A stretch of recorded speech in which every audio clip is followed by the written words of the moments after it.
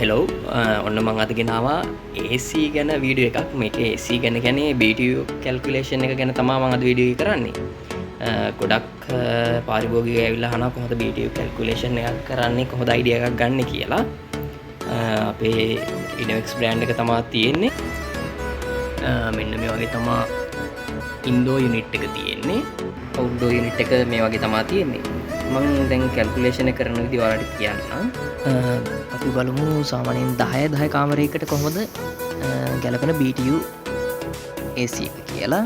අනේ 10 නම් 10 ගුණ කරනවා 10න් එතකොට 100ක් එනවා. ඒක ගුණ කරනවා 65 මොකද කියන්නේ 65න් තමයි කියන්නේ 12 10 නම් 12 ගුණ කරනවා 10න් සේන ගාන 65න් ගුණ කරන්නේ නේ. අපි මේකත් 65න් ගුණ කරනවා. එතකොට 6500ක් එනවා.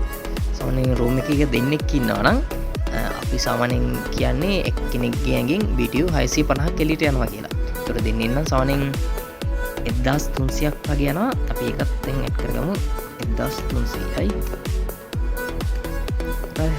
7800ක් යනවා.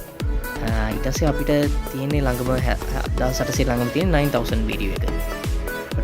9000ක් කඩු කරාම මේකෙන් එනවා වැඩිපුර තියෙන BTU ගාන. අපි දැන් රූම් එක බලන්න නැතුව ගිහිල්ලානේ මේක කැල්කුලේෂන් එක කරන්නේ. ඒතර ඕකේ සිවිලිමට තියෙන උස ජනෙල් ප්‍රමාණය ඒවට යනවා මේ BTU 1000ක් 700ක් 1000ක් විතර යනවා. එතකොට මේකට ගැලපෙනම හොඳම එක තමයි 9000 එක. ඒ කියන්නේ සාමාන්‍යයෙන් roughly BTU 1000ක් ගියත් වැඩිපුර 200ක් තියෙනවානේ. ඒතකොට කාමරය හොඳට කූල් කරගන්නවා.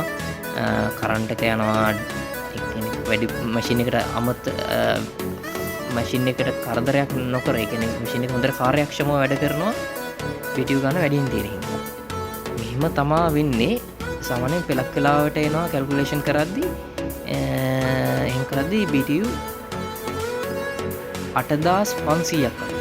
එහෙම වෙද්දි මේ 9000 එකට යන එක හොඳ නෑ 9000කට යන එක. එතකොට අපි බලන්න නැතුව ලොකේෂන් එක ගිහලා බලන්න නැතුවනේ මේක ගන්නෙ. ඒතර ඔකේ ජනෙල් වලට කාපට් වලට ඒවටත් එක AC එක යද්දී ඒ ගාන මදි වෙනවා. එහෙම වුණාම කරන්න තියෙන හොඳම දේ තමයි 12000 යන roughly ඒ කියන්නේ අපි ඒ පාවිච්චි කරන BTU එකට අමතරව BTU 1000ක්වත් වැඩිපුර තියෙන්න ඕනේ. ඒකට තමයි හොඳට මේ මැෂින් එක වැඩ කරන්නේ කාර්යක්ෂම අපිට හොඳට කෝල් එකක් ඉක්මනට ගන්න පුළුවන් වෙන්නේ. මෙහෙම තමයි BTU කැල්කුලේෂන් එක කරන්නේ. ඔයාලට මොකක් හරි ගැටලුවක් තියෙනවා නම් මට කමෙන්ට් එකක් දාන්න මම ඔයාලට රිප්ලයි එකක් දාන්නම්. මගේ වීඩියෝස් හොඳයි නම් සබ්ස්ක්‍රයිබ් කරන්න. එහෙනම් ඔයාලට ජය වේවා.